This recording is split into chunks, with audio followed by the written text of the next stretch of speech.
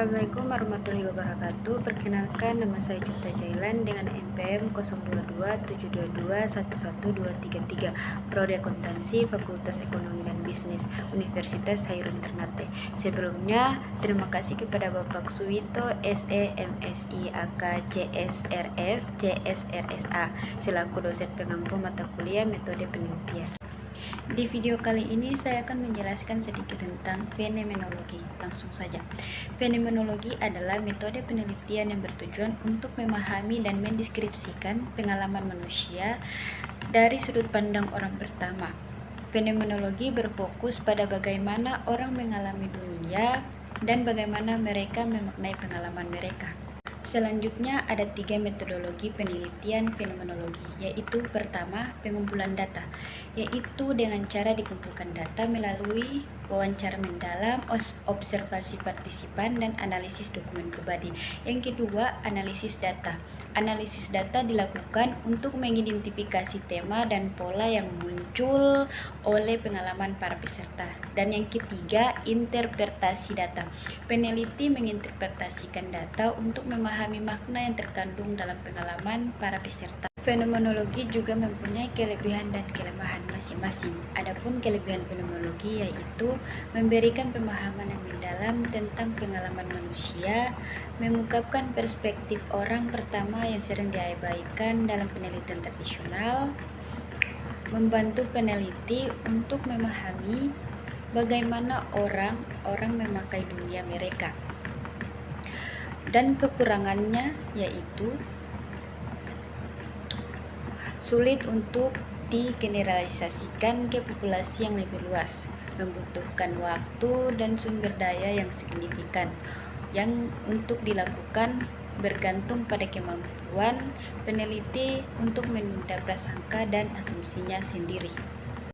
Adapun asumsi dasar fenomenologi. Yang pertama, realitas sosial adalah konstruksi. Maksudnya adalah realitas sosial yang tidak objektif dan universal, tetapi dikonstruksikan oleh individu melalui pengalaman dan interaksinya dengan dunia. Yang kedua, pengalaman adalah subjektif, di mana setiap individu memiliki pengalaman yang unik dan personal, dan tidak ada dua orang yang mengalami dengan cara yang persis sama. Dan yang ketiga, pentingnya makna, yaitu orang-orang secara aktif menginterpretasikan dan memberi makna pengalaman pada mereka. Penanggung prasangka, peneliti harus menunda prasangka dan asumsinya sendiri untuk memahami pengalaman orang lain secara akurat.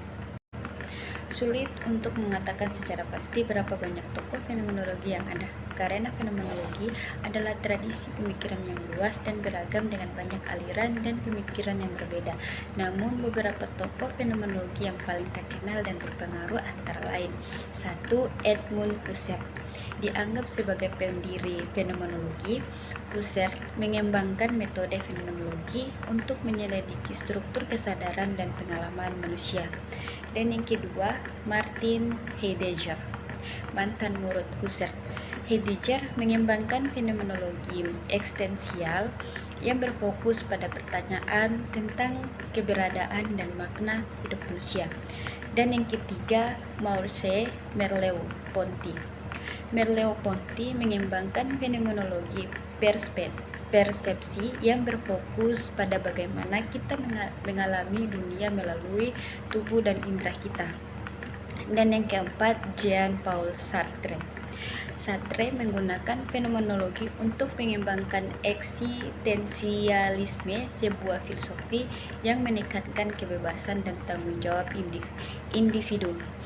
Selain tokoh terkenal ini, banyak filosofi, sosiolog, psikolog, dan ilmuwan lainnya telah menggunakan metode dan pemikiran fenomenologi dalam penelitian mereka.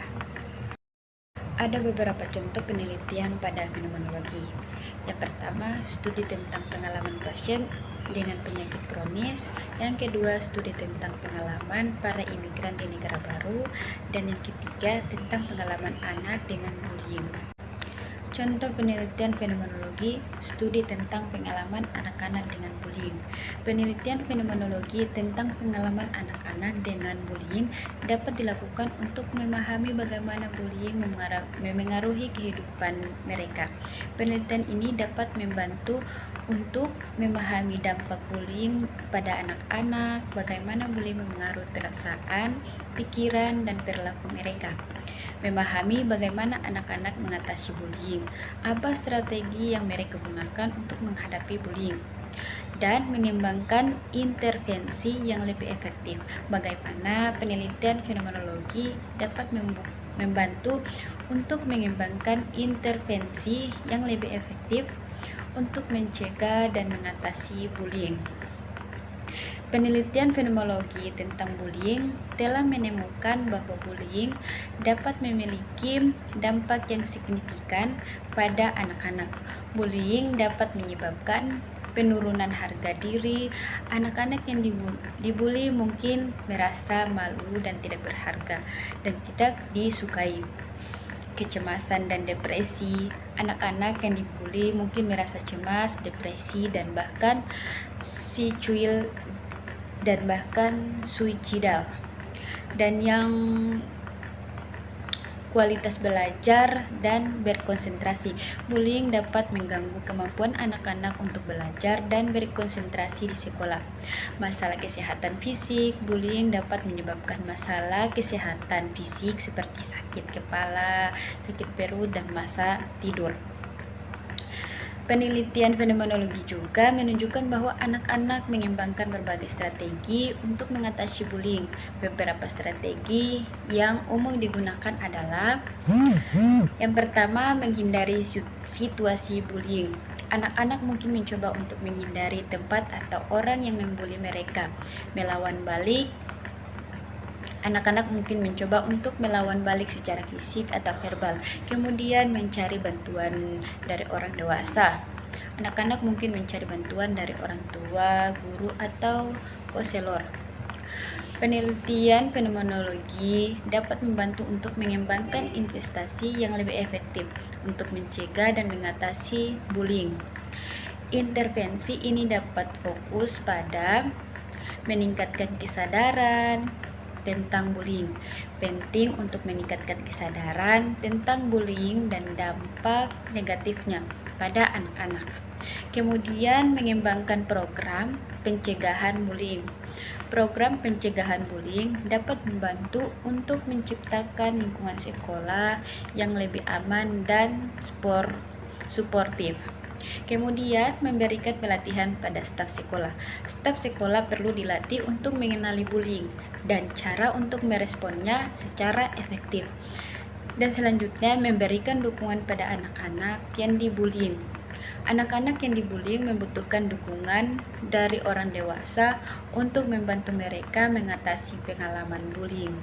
Kesimpulan dari penjelasan tentang fenomenologi adalah metode penelitian yang bermanfaat untuk memahami pengalaman manusia secara mendalam. Fenomenologi dapat digunakan untuk mempelajari berbagai macam topik, termasuk kesehatan, pendidikan, dan psikologi.